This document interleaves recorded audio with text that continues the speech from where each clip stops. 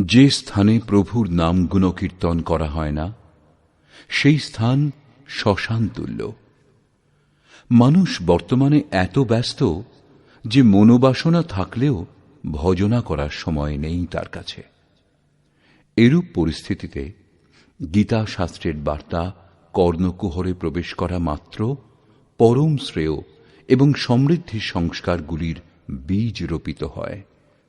ভগবানের দিব্য সন্দেশ যথার্থ গীতা শ্রবণের মাধ্যমে সারাটা দিন কাজের মাঝেও পরম প্রভুর স্মরণ হতে থাকবে।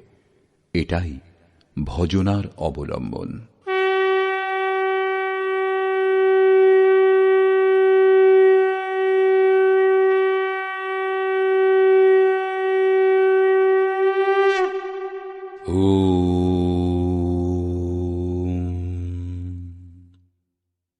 শ্রী পরমাত্মনে নমঃ। যথার্থ গীতা। শ্রীমদ্ ভগবৎ গীতা অথ অষ্টম অধ্যায়।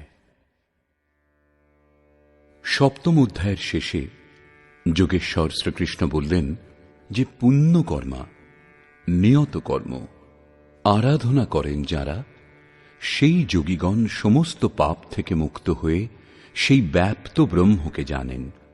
অর্থাৎ কর্ম এমন যা এই বিশাল ব্রহ্মকে জানবার সুযোগ এনে দেয়। কর্মে প্রবৃত্ত পুরুষগণ ব্যাপ্ত ব্রহ্ম, সম্পূর্ণ কর্ম, সম্পূর্ণ অধ্যাত্ম, সম্পূর্ণ অধিদৈব, অধিভূত এবং অধিযজ্ঞ সহিত আমাকে জানেন। অতএব কর্ম এই সমস্তের সঙ্গে আমাদের পরিচয় করিয়ে দেয়। এমনকি শেষ সময়েও তারা আমাকেই জানেন। তাদের আমাকে জানা কখনো বিস্মৃত হয় না।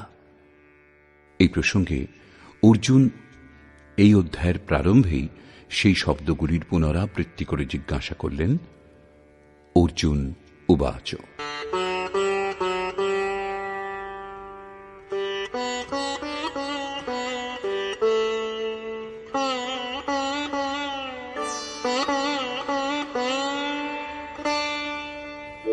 কিম তদ্ব্রহ্ম কিমধ্যাত্মম কিম কর্ম পুরুষোত্তম অধিভূতং চ কিম প্రోক্তম অধিদৈবং কিমুচ্যতে। হে পুরুষোত্তম, ব্রহ্ম কি, অধ্যাত্ম কি, কর্ম কি, অধিভূত এবং অধিদৈব কাকে বলে? অধিয়জ্ঞঃ কথম কোত্র দেহেস্মিন মধুসূদন প্রয়াণ কালে চ কথম জ্ঞেয়োऽসি নিয়তাত্মভিঃ। হে মধুসূদন, এই দেহে অধিযজ্ঞ কে এবং কি রূপে অবস্থিত? প্রমাণিত হল যে অধিযজ্ঞ অর্থাৎ যজ্ঞের অধিষ্ঠাতা এইরূপ কোন পুরুষ যিনি মনুষ্য দেহধারী। সমাহিত চিত্ত পুরুষগণ মৃত্যু সময় কিভাবে আপনাকে জানতে পারেন? এই 7টি জিজ্ঞাসার ক্রমানুসারে সমাধান করবার জন্য যোগেশ্বর শ্রীকৃষ্ণ বলছেন। শ্রী ভগবান উবাচ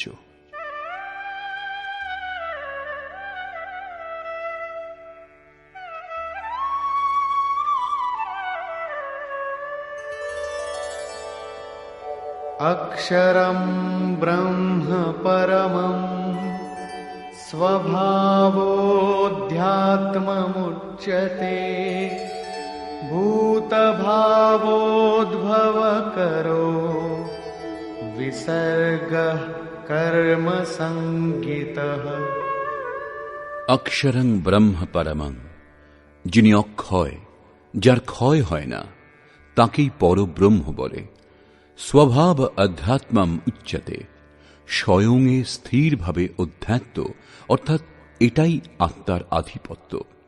এর পূর্বে সকলেই মায়ার আধিপত্যে অবস্থান করে, কিন্তু যখন স্বভাব অর্থাৎ স্বরূপে স্থির ভাব স্বয়ংে স্থির ভাব লাভ হয়, তখন আত্মার আধিপত্য তার উপর আরোপ হয়। এই হল অধ্যাত্মের পরাকাষ্ঠা।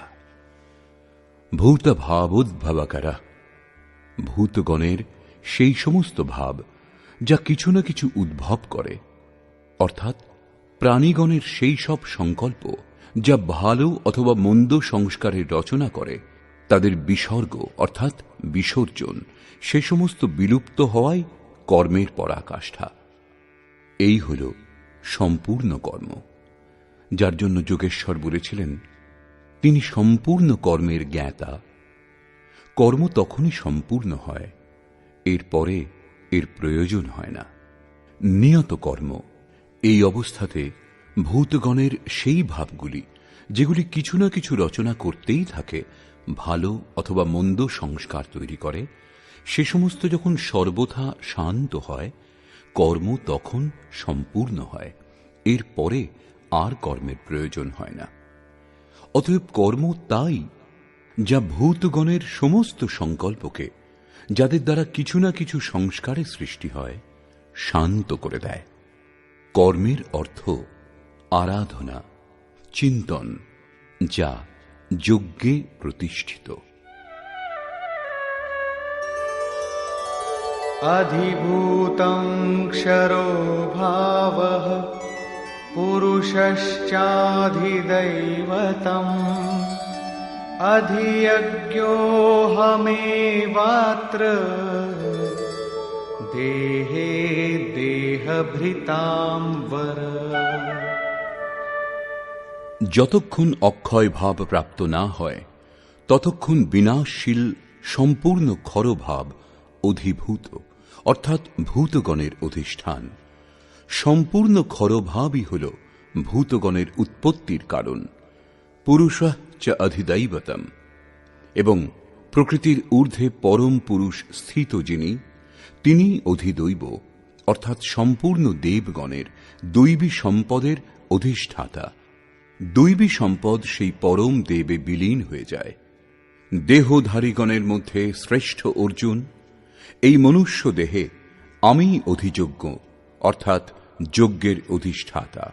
অতএব অব্যক্ত স্বরূপে স্থিত মহাপুরুষই এই দেহে অধিযজ্ঞ।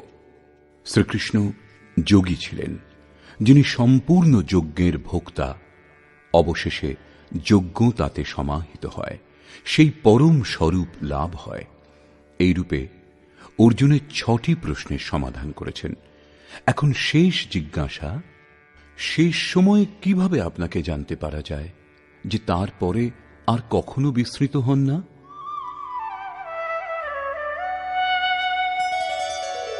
অন্তকালে চ মামেব স্মরन् মুক্ত্বা কলেবরম यः प्रयाति समद्भावं याति नास्त्यत्र संशयः। যোগেশ্বর শ্রীকৃষ্ণ বলছেন যে যিনি মৃত্যুকালে অর্থাৎ নিরুদ্ধ মনের বিলীন হওয়ার সময় আমাকে স্মরণ করতে করতে দেহের সম্বন্ধ ত্যাগ করে পৃথক হয়ে যান, তিনি মদ্ভাবং সাক্ষাৎ আমার স্বরূপ লাভ করেন, তাতে কোনো সন্দেহ নেই। দেহের বিনাশ শুদ্ধ অন্তকাল নয়। মৃত্যুর পরেও দেহের ক্রম থেকে মুক্তি পাওয়া যায় না। প্রারব্ধ ভোগ হয়ে গেলেই মন নিরুদ্ধ হয়ে যায়, এবং যখন নিরুদ্ধ মনেরও বিলয় হয়, তখনই শেষ সময়, যার পরে দেহ ধারণ করতে হয় না। এটা ক্রিয়াত্মক, কেবল শুনে বার্তালাপে বোঝা সম্ভব নয়। যতক্ষণ বস্ত্রের মতো দেহের পরিবর্তন হচ্ছে, ততক্ষণ দেহের অন্ত কোথায় হল? নিরুদ্ধ মন। এবং যখন নিরুদ্ধ মনেরও বিলয় হয়, তখন দেহ থাকতেই দেহের সম্বন্ধগুলি বিচ্ছিন্ন হয়ে যায়। যদি মৃত্যুর পরেই এই অবস্থা লাভ হয়, তাহলে শ্রীকৃষ্ণ পূর্ণ হতেন না। তিনি বলেছেন যে বহু জন্মের অভ্যাসের পর প্রাপ্তিযুক্ত জ্ঞানী সাক্ষাৎ আমার স্বরূপ হন। আমি তাঁতে এবং তিনি আমাতে স্থিত হন, তাঁতে ও আমাতে লেশমাত্রও পার্থক্য থাকে না। এটাই জীবিত থাকাকালীন প্রাপ্তি। যখন আর দেহ ধারণ করতে হয় না, তখন সেটাই দেহের শেষ কাল। এটা বাস্তবিক শরীর অন্তের চিত্রণ, যার পরে আর জন্ম হয় না। অন্য শরীর অন্ত মৃত্যু, যা লোক প্রচলিত, কিন্তু এই শরীর অন্তের পর আবার জন্ম হয়। यं यं वापि स्मरन् भावं त्यजत्यन्ते कलेवरं तं तमेवैति कौन्तेय सदा तद्भावभावितः। কৌন্তেয়, মৃত্যুকালে মানুষ যে যে ভাব চিন্তা করতে করতে দেহত্যাগ করে, সেই সেই ভাবকেই প্রাপ্ত হয়। তাহলে তো খুব সোজা আদান প্রদান। আজীবন আনন্দ করে মৃত্যুর সময় ভগবানের স্মরণ করে নিলেই হয়। কিন্তু শ্রীকৃষ্ণের অনুসারে এরূপ হয় না। সদা তদ্ভাব ভাবিতঃ, সেই ভাবেরই চিন্তন করতে সমর্থ হন যে ভাবের চিন্তন আজীবন করেছেন। আজীবন যা চিন্তা করে এসেছেন সেটাই মনের মধ্যে প্রতিফলিত হয়, এর অন্যথা হয় না। অতএব তস্মাৎ সর্বেষু কালেষু মামনুস্মর যুধ্যা চ ময়্যর্পিতমনো বুদ্ধিঃ মামেবৈষ্যস্য সংশয়ম। সেই জন্য অর্জুন, তুমি সর্বদা আমাকে স্মরণ করো এবং যুদ্ধ করো। আমাতে মন ও বুদ্ধি সমর্পণ করলে তুমি নিঃসন্দেহে আমাকেই লাভ করবে। নিরন্তর চিন্তন এবং যুদ্ধ একসঙ্গে কিরূপে সম্ভব? নিরন্তর চিন্তন এবং যুদ্ধের স্বরূপ কি তাহলে এরূপ যে জয় কনহাইয়া লাল কি, জয় ভগবান কি, এই বলে বলে স্বরসন্ধান করতে থাকবেন?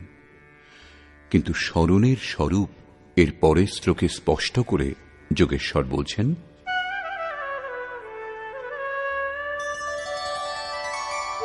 অভ্যাসযোগযুক্তেন চেতসা নান্যগামিনা পরমং পুরুষং দিব্যং याति पार्थानुचिन्तयन्। হে পার্থ, সেই স্মরণের জন্য যোগাভ্যাসে যুক্ত হয়ে, অর্থাৎ আমার চিন্তন এবং যোগের অভ্যাস একে অন্যের পর্যায়ভুক্ত, অনন্যগামী চিত্তে নিরন্তর চিন্তন করতে করতে যোগী পরম প্রকাশ স্বরূপ দিব্য পুরুষ অর্থাৎ পরমাত্মাকে লাভ করেন। মনে করুন এই পেন্সিলটা ভগবান, তাহলে এখন এটা ছাড়া অন্য কোনো বস্তুর স্মরণ উচিত নয়। এর আশেপাশে যদি আপনি বই অথবা অন্য কিছু দেখতে পান, তাহলে আপনার স্মরণ খণ্ডিত হয়ে গেছে। স্মরণ যখন এইরূপ সূক্ষ্ম হয় যে ইষ্টের অতিরিক্ত অন্য কোনো বস্তুর স্মরণ পর্যন্ত হয় না, মনে তরঙ্গও ওঠে না। তাহলে এখন কথা হলো যে স্মরণ এবং যুদ্ধ একসঙ্গে কি করে হবে? বস্তুত যখন আপনি চিত্তকে সব দিক থেকে সংযত করে নিজের একমাত্র আরাধ্যের স্মরণে প্রবৃত্ত হবেন, তখন মায়াময় প্রবৃত্তিরূপে কাম, ক্রোধ, রাগ, দ্বেষ বাধারূপে উপস্থিত হবে। আপনি স্মরণ করে যাবেন, কিন্তু তারা আপনার অন্তরে উদ্বেগের সৃষ্টি করবে, আপনার মনকে স্মরণ থেকে বিচলিত করবার চেষ্টা করবে। এই বাহ্য প্রবৃত্তিগুলির পারে যাওয়াই যুদ্ধ। নিরন্তর চিন্তনের সঙ্গেই যুদ্ধ সম্ভব, অর্থাৎ নিরন্তর চিন্তনে প্রবৃত্ত থাকবার চেষ্টা করে যাওয়াই যুদ্ধ। গীতাশাস্ত্রের একটা শ্লোকও বাহ্য জগতের হত্যাকাণ্ডের সমর্থন করে না। চিন্তন কার করা হবে? এই প্রসঙ্গে বলছেন, কবিম পুরাণমনুশাসিতারম অণোরণীয়াও সমনুস্মরেত্যঃ सर्वस्य धातारमचिन्त्य रूपम् आदित्यवर्णं तमसः परस्तात्।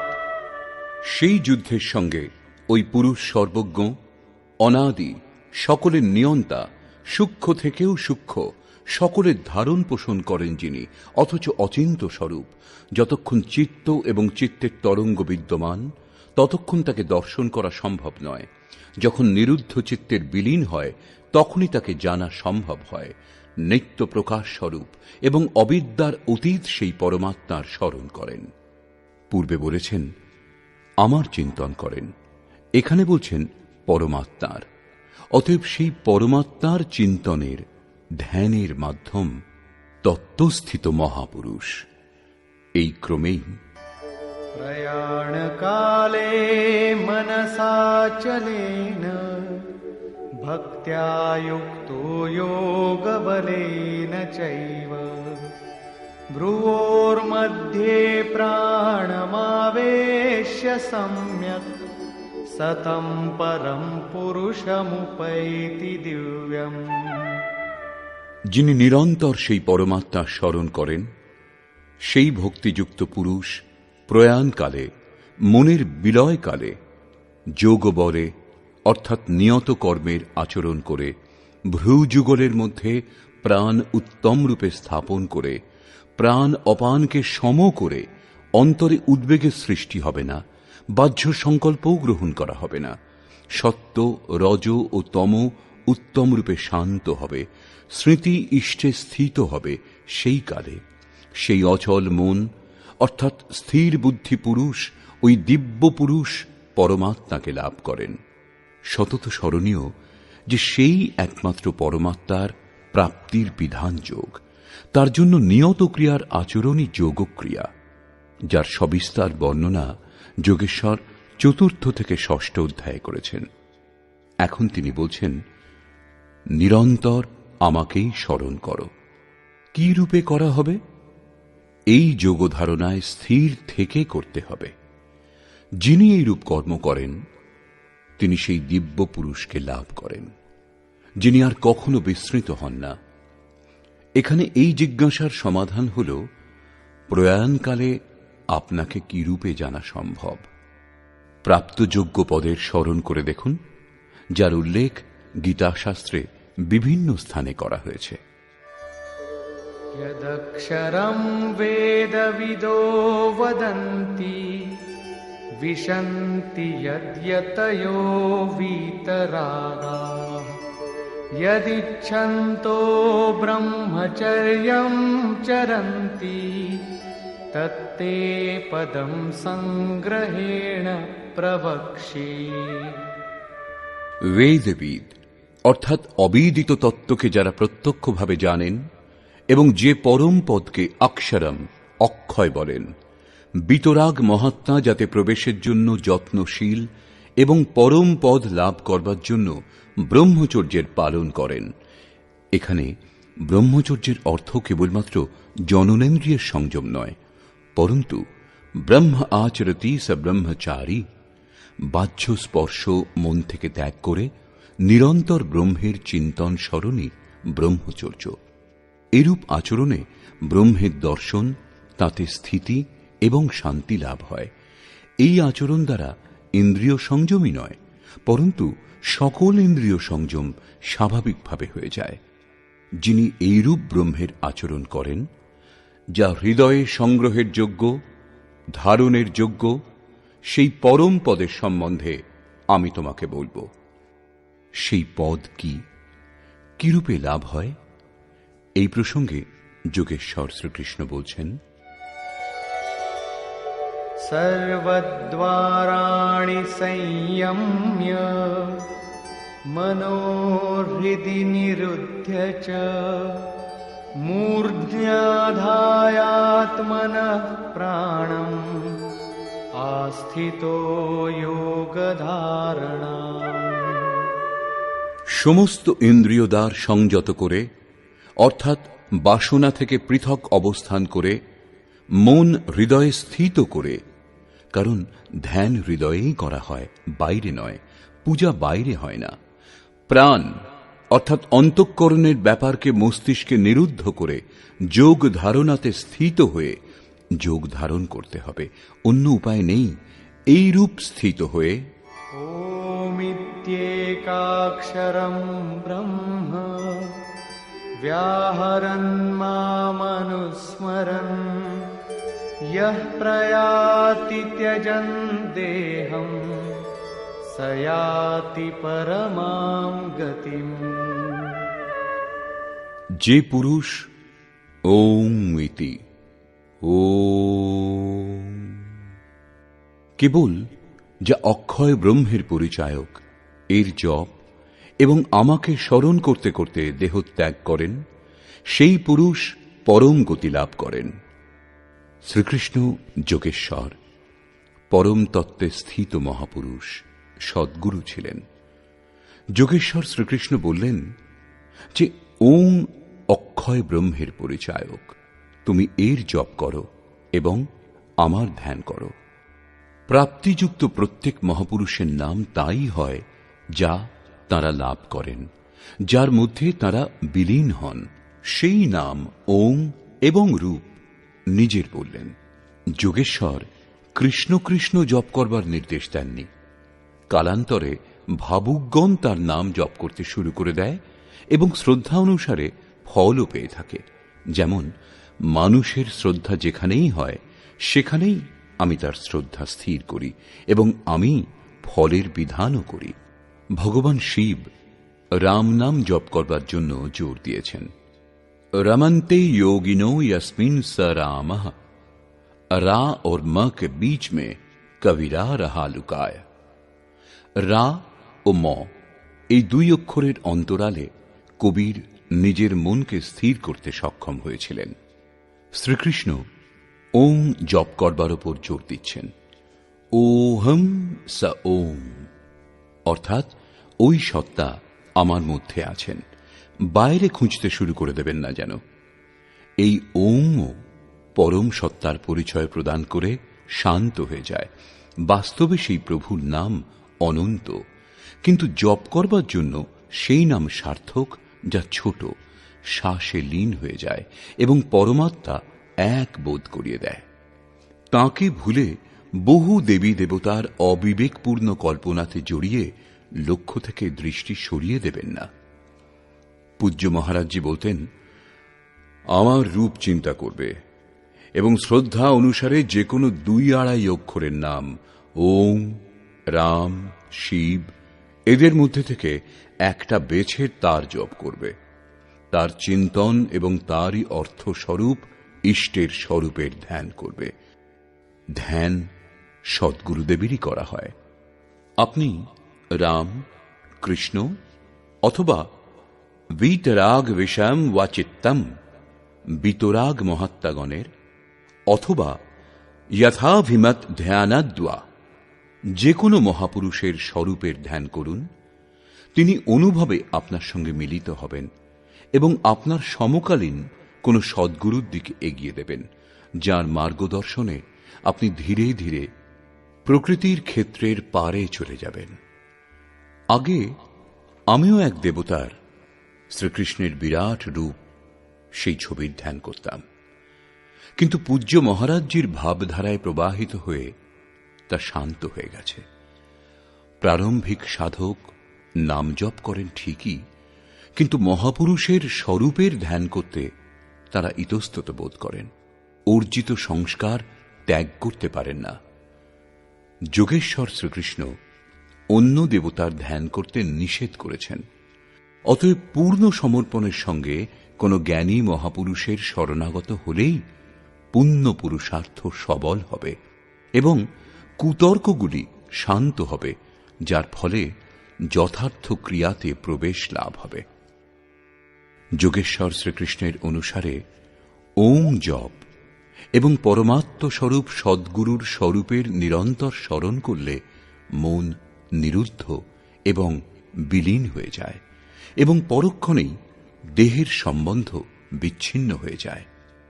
কেবল মৃত্যু হলেই দেহধারণ থেকে মুক্তি পাওয়া যায় না।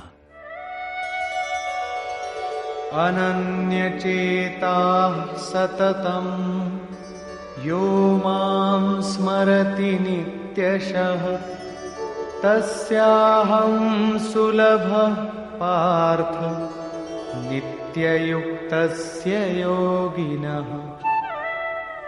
আমা ব্যতীত কাউকে চিত্তে ঠাঁই দেন না, অর্থাৎ অনন্য চিত্ত হয়ে যিনি নিরন্তর আমার স্মরণ করেন সেই নিত্য আমাতে যুক্ত যোগীর কাছে আমি সহজলভ্য। আপনি সহজলভ্য হলে কি লাভ? मामुपेत्य पुनर्जन्म दुःखालयमशाश्वतम् नाप्नुवन्ति महात्मानः संसिद्धिं परमां गताः। আমাকে লাভ করলে তাদের দুঃখের স্থান স্বরূপ ক্ষণভঙ্গুর পুনর্জন্ম হয় না, পরন্তু পরম সিদ্ধি লাভ হয়। অর্থাৎ আমাকে লাভ করা অথবা পরম সিদ্ধি লাভ করা একই কথা। কেবল তাঁদের পুনর্জন্ম হয় না যারা ভগবানকে লাভ করেছেন। তাহলে পুনর্জন্মের সীমা কত দূর পর্যন্ত? आब्रह्मभुवनाल्लोकाः पुनरावर्तिनोऽर्जुन मामुपेत्य तु कौन्तेय पुनर्जन्म न विद्यते। অর্জুন, ব্রহ্মা থেকে শুরু করে কীট পতঙ্গাদি সমস্ত লোকই পুনরাবর্তনশীল, জন্মগ্রহণ করে ও মৃত্যু হয় এবং পুনঃ পুনঃ এই ক্রমেই চলতে থাকে। কিন্তু কৌন্তেয়, আমাকে লাভ করলে আর পুনর্জন্ম হয় না। ধর্মগ্রন্থগুলিতে লোক লোকান্তরের পরিকল্পনা ঈশ্বর পথের বিভূতিগুলির বোধ করিয়ে দেয়, যা হল আন্তরিক অনুভব। অন্তরিক্ষে এমন কোনো গর্ত নেই যেখানে কীট দংশন করে, এবং কোনো প্রাসাদও নেই যাকে স্বর্গ বলা হয়। দৈবী সম্পদযুক্ত পুরুষই দেবতা এবং আসুরী সম্পদযুক্ত মানুষই অসুর। স্বয়ং শ্রীকৃষ্ণের আত্মীয় কংস রাক্ষস এবং বানাসুর দৈত্য ছিল। দেব, মানব, তির্যক যোনিগুলিই হল বিভিন্ন লোক। শ্রীকৃষ্ণের অনুসারে এই জীবাত্মা মন এবং 5টি ইন্দ্রিয়কে নিয়ে জন্ম জন্মান্তরের সংস্কার সমূহের অনুরূপ নতুন দেহ ধারণ করে। যে দেবতাদের অমর বলা হয় তারাও মরণ ধর্মা। ক্ষীণে পুণ্যে মর্ত্যলোকম বিশন্তি। এর থেকে বেশি ক্ষতি কি হতে পারে? সেই দেবদেহে কি লাভ যাতে সঞ্চিত পুণ্য শেষ হয়ে যায়? দেবলোক, পশুলোক, কীট পতঙ্গাদি সমস্ত লোক ভোগলোক মাত্র। কেবল মানুষই কর্মের রচয়িতা, যার দ্বারা সে পরম ধাম পর্যন্ত লাভ করতে সমর্থ হয়, যেখান থেকে পুনরাবর্তন হয় না। যথার্থ কর্মের আচরণ করে মানুষ দেবতা হোক অথবা ব্রহ্মার স্থিতি লাভ করুক, কিন্তু পুনর্জন্মের হাত থেকে ততক্ষণ রেহাই পায় না যতক্ষণ মন নিরুদ্ধ না হয় এবং বিলীন হয়ে পরমাত্মার সাক্ষাৎকার করে ওই পরম ভাবে স্থিত না হয়। উদাহরণার্থ উপনিষদও এই সত্যের উদ্ঘাটন করে। यदा सर्वे प्रमुच्यन्ते कामा यस्य हृदि स्थितः अथ मर्तो अमृतो भवत्यत्र ब्रह्म समश्नुते। হৃদয়ে স্থিত সমস্ত কামনা যখন সমূলে নষ্ট হয়ে যায়, তখন মরণ ধর্মা ব্যক্তি অমর হয়ে যায় এবং এখানে এই সংসারেই, এই মনুষ্য দেহেই উত্তম রূপে পরমাত্মার সাক্ষাৎ অনুভব করে থাকেন। প্রশ্ন ওঠে যে তাহলে কি ব্রহ্মাও মরণ ধর্মা? 3য় অধ্যায়ে যোগেশ্বর শ্রীকৃষ্ণ প্রজাপতি ব্রহ্মার প্রসঙ্গে বলেছিলেন যে প্রাপ্তির পরে বুদ্ধি যন্ত্রমাত্র হয়, তার মাধ্যমে পরমাত্মা ব্যক্ত হন। এইরূপ মহাপুরুষগণ দ্বারাই যজ্ঞের সংরচনা হয়েছে এবং এখানে বলছেন যে ব্রহ্মার স্থিতি লাভ করেছেন যিনি, তিনিও প্রত্যাবর্তন করেন। যোগেশ্বর শ্রীকৃষ্ণ কি বলতে চাইছেন? বস্তুত যে মহাপুরুষগণের মাধ্যমে পরমাত্মা ব্যক্ত হন সেই মহাপুরুষগণের বুদ্ধিও ব্রহ্মা নয়, কিন্তু উপদেশ দেন ও কল্যাণের সূত্রপাত করেন, সেই জন্য ব্রহ্মা বলা হয়। তাঁরাও ব্রহ্মা নন, তাদের কাছে নিজের বুদ্ধি বলে কিছু থাকে না। কিন্তু এর পূর্বে সাধনাকালে বুদ্ধি ব্রহ্মা, অহংকার শিব, বুদ্ধি অজা, মন শশী, চিত্ত মহান। সাধারণ ব্যক্তির বুদ্ধি ব্রহ্মা নয়। বুদ্ধি যখন ইষ্টে স্থিত হয় তখনই ব্রহ্মার রচনা হয়, যার 4টি সোপান সম্বন্ধে মনীষীগণ বলেছেন। পূর্বে 3য় অধ্যায় বলেছেন, স্মরণ করে দেখতে পারেন, ব্রহ্মবিদ, ব্রহ্মবিদ্যর, ব্রহ্মবিদ্যরিয়ান, ব্রহ্মবিদ্যরিষ্ট। ব্রহ্মবিদ সেই বুদ্ধিকে বলে যা ব্রহ্মবিদ্যার সঙ্গে সংযুক্ত। যিনি ব্রহ্মবিদ্যাতে শ্রেষ্ঠত্ব অর্জন করেছেন তিনিই ব্রহ্মবিদ্যর। ব্রহ্মবিদ্যরিয়ান সেই বুদ্ধি যার সাহায্যে পুরুষ ব্রহ্মবিদ্যাতে দক্ষতাই নয়, পরন্তু তার নিয়ন্ত্রক, সঞ্চালক হয়ে যান। ব্রহ্মবিদ্যরিষ্ট বুদ্ধির শেষ সীমা, যার মাধ্যমে ইষ্ট প্রবাহিত হন।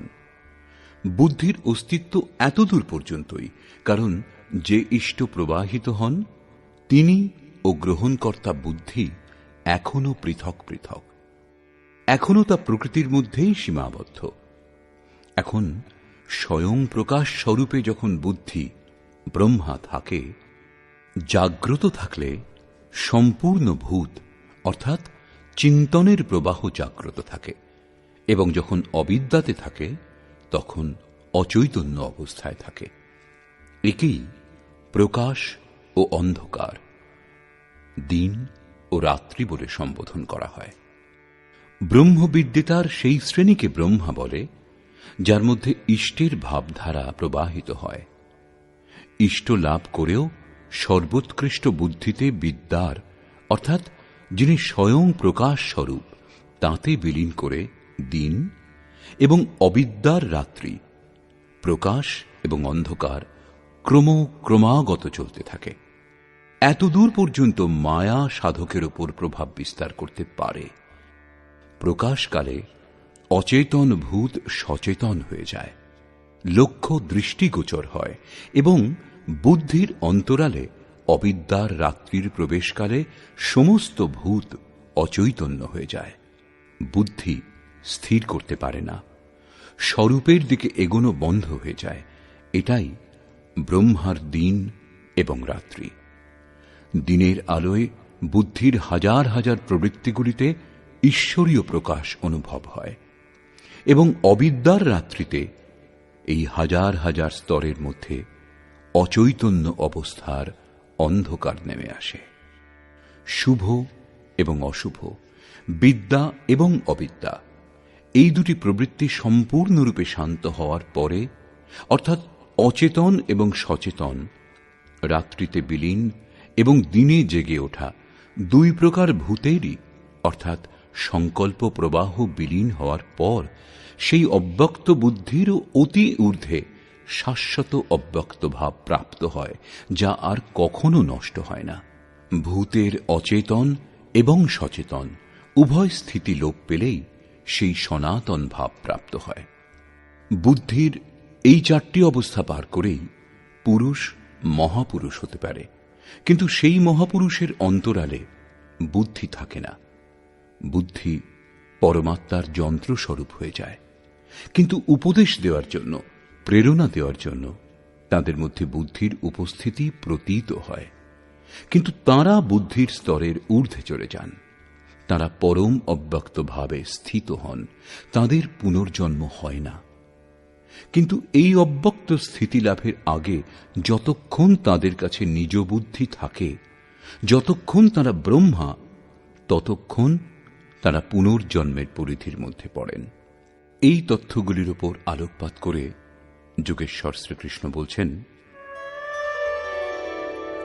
সহস্রযুগ পর্যন্তম অহর্যদ ব্রহ্মণো বিদুঃ रात्रिं युगसहस्रान्तां तेहोरात्रविदो जनाः। যারা সহস্র চতুর্যুগের ব্রহ্মার রাত্রি এবং সহস্র চতুর্যুগের তার দিন সম্বন্ধে অবগত হন, সেই পুরুষগণ সময়ের তত্ত্ব যথার্থ জানেন। প্রস্তুত শ্লোকে দিবারাত্রি বিদ্যা অবিদ্যাকে বলা হয়েছে। ব্রহ্মবিদ্যা সংযুক্ত বুদ্ধি ব্রহ্মার প্রবেশিকা এবং ব্রহ্মবিদ্যরিষ্ট বুদ্ধি ব্রহ্মার পরাকাষ্ঠা। বিদ্যা সংযুক্ত বুদ্ধি হল ব্রহ্মার দিন। যখন বিদ্যা কার্যরত হয় তখন যোগী স্বরূপের দিকে এগিয়ে যান। অন্তঃকরণের শত শত প্রবৃত্তির মধ্যে ঈশ্বরীয় প্রকাশের সঞ্চার হয়। এইরূপ অবিদ্যার রাত্রির আগমনে অন্তঃকরণের হাজার হাজার প্রবৃত্তিগুলির মধ্যে মায়ার দ্বন্দ্ব প্রবাহিত হয়। প্রকাশ ও অন্ধকারের সীমা এতদূর পর্যন্তই। এরপরে না অবিদ্যা থাকে না বিদ্যাই থাকে। তখনই পরম তত্ত্ব পরমাত্মাকে জানতে পারা যায়। যিনি একে তত্ত্বত উত্তম রূপে জানেন, সেই যোগী কালের তত্ত্বকে জানেন, যে কখন অবিদ্যার রাত্রি হয়, কখন বিদ্যার দিন উপস্থিত হয়, কালের প্রভাব কতদূর পর্যন্ত অথবা সময়ের হাত থেকে কখন নিস্তার পাওয়া যায়। প্রারম্ভিক মনীষীগণ অন্তঃকরণকে চিত্ত অথবা কখনো কখনো বুদ্ধি বলে সম্বোধন করেছিলেন। কালান্তরে অন্তঃকরণকে মন, বুদ্ধি, চিত্ত এবং অহংকার এই চারটি প্রমুখ বৃত্তিতে বিভাজন করা হয়েছে, যদিও অন্তঃকরণের প্রবৃত্তি অনন্ত। বুদ্ধির অন্তরালেই অবিদ্যার রাত্রি বিদ্যমান এবং সেই বুদ্ধিতেই বিদ্যার দিনও বর্তমান। একেই ব্রহ্মার রাত্রি ও দিন বলে। জগৎরূপ রাত্রিতে সমস্ত জীব অচৈতন্য হয়ে পড়ে আছে। প্রকৃতিতে ভ্রান্ত হয়ে তাদের বুদ্ধি সেই প্রকাশ স্বরূপকে দেখতে পায় না। কিন্তু যিনি যোগের আচরণ করেন, তিনি চেতনা লাভ করে স্বরূপের দিকে এগিয়ে যান। যেমন গোস্বামী তুলসীদাস রামচরিতমানসে লিখেছেন, কবহু দিবস মহ নিবিড়তম কবহু ক প্রগট পতঙ্গ বিনসই উপজয়ী জ্ঞান জিমি পাই কুসঙ্গ সুসঙ্গ। বিদ্যার সঙ্গে সংযুক্ত বুদ্ধি কুসঙ্গে পড়ে অবিদ্যাতে পরিণত হয়। পুনরায় সুসঙ্গ লাভ করে সেই বুদ্ধিতেই বিদ্যার সঞ্চার হয়। এই উত্থান পতন সাধনা সম্পূর্ণ না হওয়া পর্যন্ত চলতে থাকে। সম্পূর্ণ হওয়ার পরে বুদ্ধি, ব্রহ্মা, রাত্রি, দিন কিছুই থাকে না। এই হল ব্রহ্মার দিবারাত্রির রূপক। হাজার হাজার বছর দীর্ঘ রাত্রি হয় না, হাজার হাজার চতুর্যুগের দিনও হয় না, এবং চার মুখ যুক্ত কোনো ব্রহ্মাও নেই। বুদ্ধির উপরোক্ত চারটি ক্রমিক অবস্থায় ব্রহ্মার চারটি মুখ এবং অন্তঃকরণের চারটি প্রমুখ প্রবৃত্তি তার চতুর্যুগ। এই প্রবৃত্তিগুলিতেই রাত্রি ও দিন ঘটে থাকে। যারা এই রহস্য সম্বন্ধে তত্ত্বত অবগত, সেই যোগীগণ কালের রহস্য সম্বন্ধে অবগত, যে কালের প্রভাব কত দূর পর্যন্ত এবং কোন পুরুষ কালের অতীত হন। দিবারাত্রি বিদ্যা অবিদ্যাতে কার্য ঘটে থাকে, তা যোগেশ্বর শ্রীকৃষ্ণ স্পষ্ট করছেন।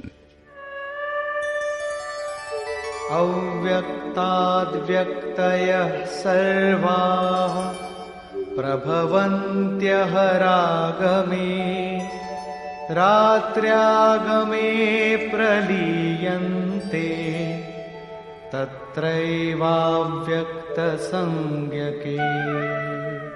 ব্রহ্মার দিনের প্রবেশকালে অর্থাৎ বিদ্যা দৈবী সম্পদের প্রবেশকালে সমস্ত প্রাণী অব্যক্ত বুদ্ধিতে চেতনা লাভ করে এবং রাত্রির প্রবেশকালে সেই অব্যক্ত অদৃশ্য বুদ্ধিতে জাগ্রত সূক্ষ্ম তত্ত্ব অচেতন হয়ে যায়।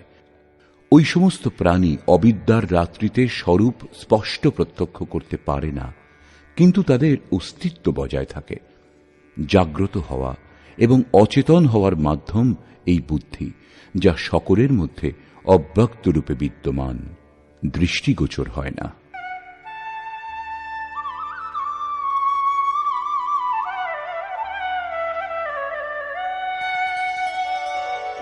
भूतग्रामः स एवायम् भूत्वा भूत्वा प्रलीयते रात्र्यागमे वशः पार्थ प्रभवत्यः रागमे।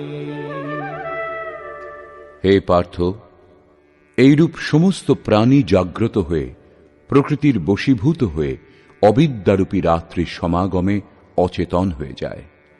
তারা বুঝতে পারে না যে তাদের লক্ষ্য কি। দিনের সমাগমে তারা পুনরায় জাগ্রত হয়। যতক্ষণ বুদ্ধি থাকে ততক্ষণ এর অন্তরালে বিদ্যা ও অবিদ্যার ক্রম চলতে থাকে, ততক্ষণ সেই সাধক মহাপুরুষ নয়। परस्तस्मात्तु भावोऽन्यो व्यक्तो व्यक्तात् सनातनः यः सः सर्वेषु भूतेषु नश्यत्सु न विनश्यति। ব্রহ্মা অর্থাৎ বুদ্ধি অব্যক্ত, ইন্দ্রিয়গ্রাহ্য নয়, এবং এর থেকেও পর সনাতন অব্যক্ত ভাব, যা সমস্ত ভূতের বিনাশ হলেও বিনাশ হয় না, অর্থাৎ বিদ্যাতে সচেতন এবং অবিদ্যাতে অচেতন, দিনে উৎপন্ন এবং রাত্রিতে বিলীন ভাবযুক্ত অব্যক্ত ব্রহ্মারও বিলীন হবার পরে সেই সনাতন অব্যক্ত ভাব প্রাপ্ত হয়, যার বিনাশ হয় না। বুদ্ধিতে এই ওঠাপড়ার তরঙ্গ যখন শেষ হয়, তখন সনাতন অব্যক্ত প্রাপ্ত হয়, যা আমার পরম ধাম। যখন সনাতন অব্যক্ত ভাব প্রাপ্ত হয়, তখন বুদ্ধিও সেই ভাবে ভাবিত হয়, সেই ভাবকেই ধারণ করে। সেজন্য বুদ্ধি বিলীন হয়ে যায় এবং তার পরিবর্তে সনাতন অব্যক্ত ভাব শুধু থাকে। अव्यक्तोऽक्षर इत्युक्तः तमाहुः परमां गतिम् यं प्राप्य न निवर्तन्ते तद्धाम परमं मम। সেই সনাতন অব্যক্ত ভাবকে অক্ষর অর্থাৎ অবিনাশী বলা হয়। একেই পরম গতি বলে। ওই আমার পরম ধাম, যা প্রাপ্ত হয়ে মানুষ ফিরে আসে না, তাদের পুনর্জন্ম হয় না। এই সনাতন অব্যক্ত ভাবের প্রাপ্তির উপায় বলছেন। পুরুষঃ স পরঃ পার্থ ভক্ত্যা লভ্যস্ত্বনন্যয়া यस्यान्तःस्थानि भूतानि येन सर्वमिदं ततम्। পার্থ, যে পরমাত্মার অন্তর্গত সমস্ত ভূতগণ, যার দ্বারা সমগ্র জগৎ পরিব্যাপ্ত, সনাতন অব্যক্ত ভাবযুক্ত সেই পরম পুরুষকে অনন্য ভক্তি দ্বারা লাভ করা যায়। অনন্য ভক্তির তাৎপর্য হল পরমাত্মা ভিন্ন অন্য কোনো দেবতার স্মরণ না করে তাঁর সঙ্গে যুক্ত হওয়া। অনন্যভাবে সংযুক্ত পুরুষ কতক্ষণ পুনর্জন্মের সীমার মধ্যে থাকেন এবং কখন তারা পুনর্জন্মের অতিক্রমণ করেন, এই প্রসঙ্গে যোগেশ্বর বলছেন, यत्र काले त्वनावृत्तिम् आवृत्तिं चैव योगिनः प्रयाता यान्ति तं कालं वक्ष्यामि भरतर्षभ। হে অর্জুন, যে কালে দেহ ত্যাগ করলে যোগীগণ পুনর্জন্ম লাভ করেন না এবং যে কালে দেহ ত্যাগ করলে পুনর্জন্ম লাভ করেন, এখন আমি সেই কালের কথা বলবো।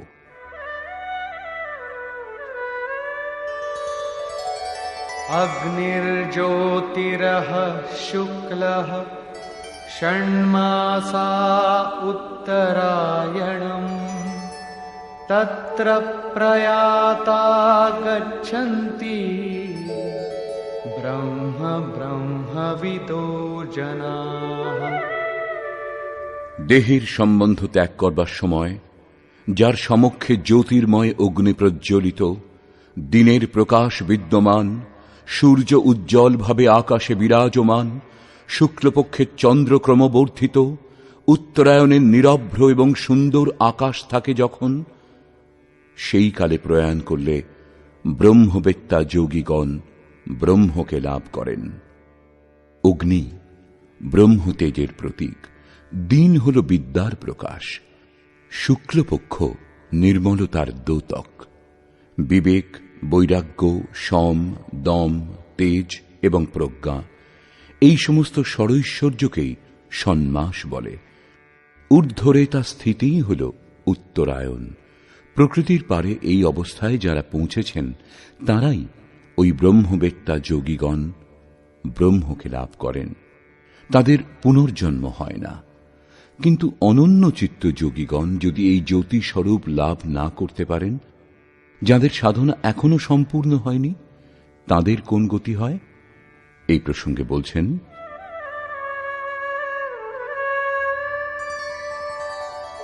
ধূমো রাত্রিস্তথা কৃষ্ণঃ ষণ্মাসা দক্ষিণায়নম তত্র চান্দ্রমসং জ্যোতি যোগী প্রাপ্য নিবর্ততে। যার প্রয়াণকালে ধূম আচ্ছন্ন হয়, যোগাগ্নি অর্থাৎ অগ্নিযজ্ঞ প্রক্রিয়ায় উৎপন্ন অগ্নিস্বরূপ ধূম দ্বারা আচ্ছাদিত থাকে, অবিদ্যার রাত্রি অন্ধকারে থাকে, কৃষ্ণপক্ষের চন্দ্রমা ক্ষীণ হতে থাকে, কালিমার বাহুল্য থাকে, ষড়বিকার অর্থাৎ কাম, ক্রোধ, লোভ, মোহ, মদ ও মৎস্যযুক্ত দক্ষিণায়ন অর্থাৎ বহির্মুখী হয়, যে পরমাত্মা থেকে এখনো দূরে, সেই যোগীকে পুনরায় জন্ম নিতে হয়। তাহলে কি দেহের সঙ্গে সেই যোগীর সাধনা নষ্ট হয়ে যায়? এই প্রসঙ্গে যোগেশ্বর শ্রীকৃষ্ণ বলছেন, শুক্ল কৃষ্ণে গতি হেতে জগতঃ শাশ্বতে মতে একয়া यात्यनावृत्तिम् अन्यया वर्तते पुनः। শুক্ল এবং কৃষ্ণ এই দুই প্রকারের গতি জগতে শাশ্বত, অর্থাৎ সাধনের কখনো বিনাশ হয় না। এক অর্থাৎ শুক্ল অবস্থাতে প্রয়াণ করেন যিনি, তিনি পরম গতি প্রাপ্ত হন, এবং অন্য অবস্থাতে যার মধ্যে ক্ষীণ প্রকাশ এবং কালিমা বাকি থাকে, এইরূপ অবস্থাতে প্রয়াণ করেন যিনি, তাকে পুনরায় দেহ ধারণ করতে হয়। যতক্ষণ পূর্ণ প্রকাশ লাভ না হয় ততক্ষণ ভজন করবার প্রয়োজন হয়। প্রশ্নটি সম্পূর্ণ হল। এখন এর সাধনের উপর পুনরায় জোর দিলেন। নৈতে স্মৃতি পার্থ জানন যোগী মুহ্যতি কশ্চন তস্মাৎ সর্বেষু কালেষু যোগযুক্তো ভবার্জুন। হে পার্থ, এইরূপ উভয় মার্গ সম্বন্ধে অবগত হয়ে কোন যোগী মোহগ্রস্ত হন না। তিনি জানেন যে পূর্ণ প্রকাশ লাভ হলে ব্রহ্মকে লাভ করবেন, এবং ক্ষীণ প্রকাশ থাকলেও পুনর্জন্মে সাধনের নাশ হয় না। দুটি গতি শাশ্বত। অতএব অর্জুন, তুমি সর্বকালে যোগে যুক্ত হও, অর্থাৎ নিরন্তর সাধন করো।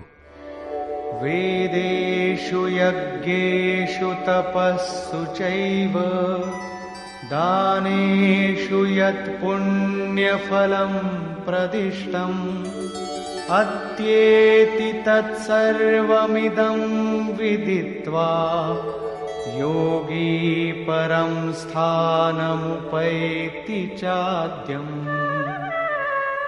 যোগী পুরুষ সাক্ষাৎকার করে, এইরূপ অবগত হয়ে, স্বীকার করে নয়, বেদ, যজ্ঞ, তপস্যা এবং দানের পুণ্য ফলগুলিকে নিঃসন্দেহে অতিক্রমণ করেন এবং সনাতন পরম পদ লাভ করেন। অবিদিত পরমাত্মাকে সাক্ষাৎ জানার নাম বেদ। সেই অবিদিত তত্ত্বকে অবগত হলে কি জানা বাকি থাকে? অতএব সম্পূর্ণ জ্ঞান হবার পরে বেদের প্রয়োজন থাকে না, কারণ যিনি অবগত তিনি এখন ভিন্ন নন। যজ্ঞ অর্থাৎ আরাধনা নিয়ত ক্রিয়া আবশ্যক ছিল, কিন্তু যখন এই তত্ত্ব সম্বন্ধে এখন অবগত, তখন কার জন্য ভজন করা হবে? মন এবং ইন্দ্রিয়গুলিকে লক্ষ্যের অনুরূপ তৈরি করাই তপস্যা। এই লক্ষ্য প্রাপ্তির পরে যোগী কার জন্য তপস্যা করবেন? মন, বচন ও কর্ম দ্বারা সর্বতোভাবে সমর্পণের নাম দান। এই সমস্তের পুণ্য ফল হল পরমাত্মার প্রাপ্তি। ফল এখন পৃথক নেই, সেই জন্য এইসবের প্রয়োজনীয়তা ফুরিয়ে যায়। সেই যোগী যজ্ঞ, তপস্যা, দান ইত্যাদির ফলকেও অতিক্রম করেন, তিনি পরম পদ লাভ করেন। নিষ্কর্ষ। বর্তমান অধ্যায়ে 5টি প্রমুখ বিষয়ের উপর বিবেচনা করা হয়েছে, যার মধ্যে সর্বপ্রথম 7ম অধ্যায়ের শেষে যোগেশ্বর শ্রীকৃষ্ণ দ্বারা বীজ আরোপিত প্রশ্নগুলিকে স্পষ্টভাবে বোঝাবার আগ্রহে বর্তমান অধ্যায়ের আরম্ভে অর্জুন 7টি প্রশ্ন করেছেন যে, ভগবান, আপনি যার সম্বন্ধে বললেন সেই ব্রহ্ম কি, অধ্যাত্ম কি, সম্পূর্ণ কর্ম কি, অধিদৈব কাকে বলে, অধিভূত কাকে বলে, অধিযোগ্য কাকে বলে, এবং শেষ সময়ে আপনি কি রূপে স্মৃতিতে জেগে থাকেন যে আর কখনো বিস্মৃত হন না? যোগেশ্বর শ্রীকৃষ্ণ বলছেন যে যার কখনো বিনাশ হয় না তাই পরব্রহ্ম। স্বয়ংের উপলব্ধিযুক্ত পরম ভাবই অধ্যাত্ম। যার ফলে জীব মায়ার আধিপত্য থেকে মুক্ত হয়ে আত্মার আধিপত্যে চলে আসে তাই অধ্যাত্ম। এবং ভূতগণের সেই সমস্ত ভাব যা শুভ অথবা অশুভ সংস্কার উৎপন্ন করে, সেই সমস্ত ভাব স্থির হওয়া, বিসর্গ লোপ পাওয়া কর্মের সম্পূর্ণতা। এরপরে কর্ম করবার প্রয়োজন হয় না। অতএব কর্ম শুভাশুভ সংস্কারের উদ্গমকেই বিনষ্ট করে দেয়। এইরূপে ক্ষরভাব অধিভূত, অর্থাৎ ভূতগণের উৎপত্তির মাধ্যম বিনাশশীল বস্তু, সেগুলি ভূতগণের অধিষ্ঠাতা। পরম পুরুষই অধিদৈব। সমস্ত দৈবী সম্পদ তাঁতে বিলীন হয়। এই দেহে অধিযোগ্য আমি, অর্থাৎ যজ্ঞ যাতে বিলীন হয় তা আমি। যজ্ঞের অধিষ্ঠাতা আমি। যোগী আমার স্বরূপ লাভ করেন, অর্থাৎ শ্রীকৃষ্ণ যোগী ছিলেন। অধিযোগ্য যিনি, তিনি এই দেহেই বাস করেন, বাইরে নয়। শেষ প্রশ্নটি ছিল যে শেষ সময়ে কিরূপে আপনাকে জানা যায়?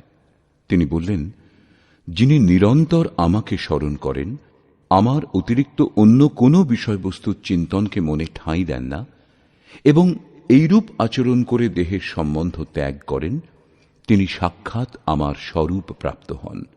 শেষ সময়েও তিনি আমাকেই প্রাপ্ত হন। দেহ ত্যাগ করবার পরেই এই উপলব্ধি হবে এমন কথা নয়। যদি মৃত্যুর পরে এই স্থিতি লাভ হতো, তাহলে শ্রীকৃষ্ণ পূর্ণ হতেন না। বহু জন্ম ধরে যে পথিক চলে আসছেন ও লাভ করছেন, সেই জ্ঞানেই তার স্বরূপ হতেন না। সেই জন্য সম্পূর্ণরূপে মন নিরুদ্ধ, এবং এই নিরুদ্ধ মনেরও বিলয়ই হল অন্তকাল। তবেই এই দেহের উৎপত্তির মাধ্যম শান্ত হয়ে যায়। সেই সময় পরম ভাবে প্রবেশের যোগ্যতা লাভ হয়। যিনি এইরূপ স্থিতি লাভ করেছেন তার পুনর্জন্ম হয় না। এইরূপ প্রাপ্তির জন্য তিনি স্মরণের বিধান বললেন যে, অর্জুন, নিরন্তর আমার স্মরণ করো এবং যুদ্ধ করো। এই দুটি কাজ একসঙ্গে করা কি করে সম্ভব? কদাচিৎ এরূপ হবে যে জয় গোপাল, হে কৃষ্ণ বলাও হবে, সঙ্গে সঙ্গে লাঠি চালনাও করা হবে। এখানে স্মরণের স্বরূপ স্পষ্ট করলেন যে যোগ ধারণাতে স্থির থেকে আমাকে ছাড়া অন্য কোনো বস্তু স্মরণ না করে নিরন্তর স্মরণ করো। স্মরণ যখন এত গভীর, তখন যুদ্ধ কিভাবে সম্ভব? মনে করুন, এই পুস্তকটি ভগবান। আপনি যখন তার ধ্যান করবেন, তখন যেন এর আশেপাশের বস্তু, সম্মুখে যেগুলি আছে সেগুলির বা অন্য দেখাশোনা কোনো বস্তুর চিন্তা যেন মনে না ওঠে। এই সমস্ত যেন আপনি দেখতে না পান। যদি দেখতে পান তাহলে ঠিকভাবে স্মরণ হচ্ছে না। এইরূপ স্মরণে যুদ্ধ কি করে হবে? বস্তুত যখন আপনি নিরন্তর স্মরণে প্রবৃত্ত হবেন তখনই যুদ্ধের যথার্থ স্বরূপ প্রকট হবে। সেই সময় মায়াময় প্রবৃত্তি বাধারূপে উপস্থিত হবে। কাম, ক্রোধ, রাগ, দেশ এরা দুর্জয় শত্রু। এই শত্রুগুলি স্মরণে বাধা সৃষ্টি করে। এদের পার করে যাওয়াই যুদ্ধ। এই শত্রুদের নাশ করলেই যোগী পরম গতি লাভ করেন। এই পরম গতি লাভ করবার জন্য অর্জুন, তুমি ওম জপ করো এবং ধ্যান আমার করো। অর্থাৎ শ্রীকৃষ্ণ যোগী ছিলেন, নাম ও রূপ আরাধনার চাবিকাঠি। যোগেশ্বর শ্রীকৃষ্ণ এই জিজ্ঞাসার সমাধান করলেন যে পুনর্জন্ম কি, কারা এর অন্তর্গত। তিনি বললেন, ব্রহ্মা থেকে শুরু করে যাবৎমাত্র জগৎ পুনরাবর্তী নিয়মের অন্তর্ভুক্ত এবং এদের সমাপ্তির পরেও আমার পরম অব্যক্ত ভাব এবং তাতে স্থিতি সমাপ্ত হয় না। এই যোগে প্রবিষ্ট পুরুষের গতি দুটি। যিনি পূর্ণ প্রকাশপ্রাপ্ত, ষড়ৈশ্বর্য সম্পন্ন এবং ঊর্ধ্বরেতা, যার মধ্যে লেশমাত্রও ত্রুটি নেই, তিনি পরম গতি লাভ করেন। যদি ওই যোগকর্তার মধ্যে লেশমাত্রও ত্রুটি থাকে, কৃষ্ণপক্ষের ন্যায় কালিমার সঞ্চার দেখা যায়, এইরূপ অবস্থাতে যার দেহের সময় পূর্ণ হয় সেই যোগীকে জন্ম নিতে হয়। তিনি সামান্য জীবের মতো জন্মমৃত্যুর চক্রে জড়ান না, পরন্তু জন্ম নিয়ে বাকি সাধনা সম্পূর্ণ করেন। এইরূপে পরের জন্মে সেই ক্রিয়ার আচরণ করে তিনিও সেখানেই পৌঁছন যার নাম পরম ধাম। এর পূর্বেও শ্রীকৃষ্ণ বলেছেন যে এর সামান্য সাধনও জন্মমৃত্যুর মহাভয় থেকে উদ্ধার করে। উভয় পথই শাশ্বত, কখনো নিশ্চিহ্ন হয় না। এই যথার্থকে বুঝে পুরুষ যোগ থেকে ভ্রষ্ট হন না। অর্জুন, তুমি যোগী হও। যোগী বেদ, তপস্যা, যজ্ঞ এবং দানের পুণ্যফলকে লঙ্ঘন করে যান, পরম গতি প্রাপ্ত হন। বর্তমান অধ্যায়ে পরম গতির উল্লেখ কয়েকবারই করা হয়েছে, যাকে অব্যক্ত, অক্ষয় এবং অক্ষর বলে সম্বোধিত করা হয়েছে, যা কখনো ক্ষয় অথবা বিনাশ হয় না। অতএব